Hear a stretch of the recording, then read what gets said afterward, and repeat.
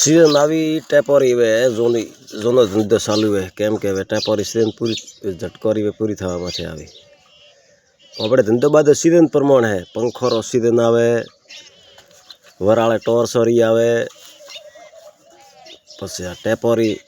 खेड़ाईम tape चालू थाय तरे आरवा टेप 24 वोल्ट है 30-55 यार प्लेट में खराब स्थिति थी बार निकाली पड़ी है હવે આ બનાવીને तैयार करवो है आगे आ झटको वाळो सीजन आवे यार में 7805 लागी में सप्लाई थाय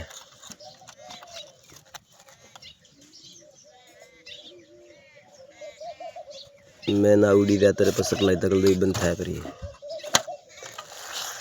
आए 30-55 आए उड़े पर टोनेस्टर आवे ये माथे 14 माइक 12 माइक 8 माइक कंप्लीट उड़े यार रिजल्ट बहुत अच्छा है।